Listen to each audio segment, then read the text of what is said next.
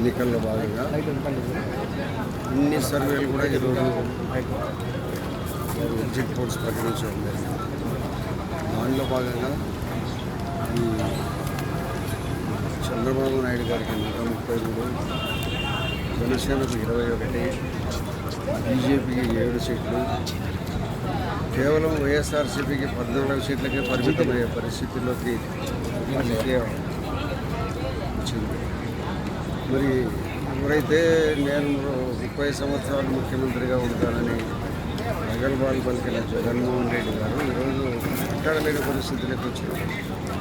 దోపిడీ రాష్ట్రం ఎక్కడికి పోతుందనే దుర్మార్గపు పరిపాలనను ప్రజలందరూ గుర్తించి ఇంత తీవ్రమైన పరిస్థితుల్లో ఆయన ఓటమి చూడాల ప్రతి ఒక్కరనే ఒక ఉద్దేశంతో కసిగా ఓట్లు వేయడం జరిగింది. కాబట్టి చంద్రబాబు నాయుడు గారు ఎప్పుడో ముఖ్యమంత్రి అవుతారని నిర్ణయం తీసుకోవడం జరిగింది. ఎన్నికల ముందే ఎక్కడ కూడా అన్ని జిల్లాల్లో ఎక్కడ చూసైనా స్వీప్, ఎక్కడ కూడా వైఎస్ఆర్సీపీ గాలి అంటూ లేనే లేదు. కొన్ని జిల్లాలే మొత్తం అనంతపురం జిల్లా 10 సీట్లు, శ్రీకాకుళం 10 సీట్లు మొత్తం స్వీప్ చేసుకుంటూ వచ్చింది. కడప జిల్లాలో కూడా 7 సీట్లు. కాబట్టి కడప సొంత జిల్లాలోనే ఉండబడిన 10 సీట్లలో 7 సీట్లు కైవసం చేసుకోవడము కూటమికి సాధ్యమైంది. కాబట్టి అటు ఈ రోజుగా జగన్మోహన్ రెడ్డి ఇంత దుర్మార్గ పరిస్థితుల్లో ఓడిపోతాడని జీవితం కూడా ఊహించాడు. ప్రజలు పూర్తిగా గుణపాఠం చెప్పినారు.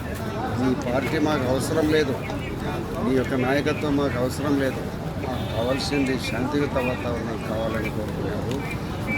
ప్రజలను దోపిడీ చేయని ప్రభుత్వం కావాలని కోరుకున్నారు. కాబట్టి ఇంత ఈ ఎగ్జిట్ పోల్లో 133 సొంతంగా తెలుగుదేశం పార్టీ ప్రభుత్వాన్ని ఏర్పాటు చేసే స్థాయికి ఓటర్లు తీర్పు ఇవ్వడం జరిగింది.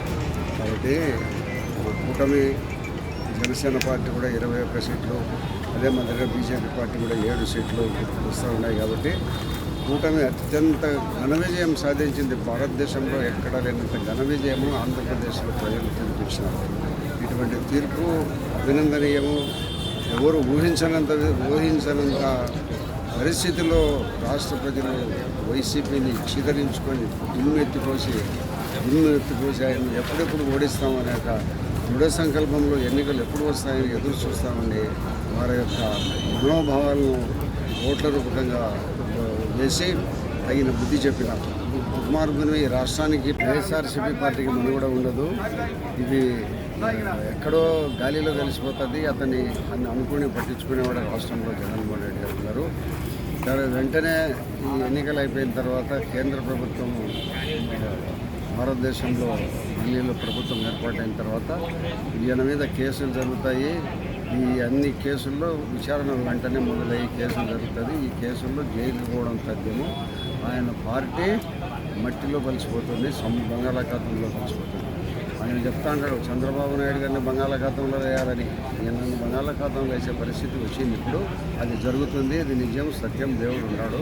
దేవుడు అనేవాడు తప్పకుండా దుర్మార్గాన్ని అణిచివేసే ప్రయత్నంలో ఆయన నమ్ముకున్న యేసు ప్రభువే ఆయన కాళ్ళ కింద చెప్పులాగా తొక్కి పారేస్తున్నారు.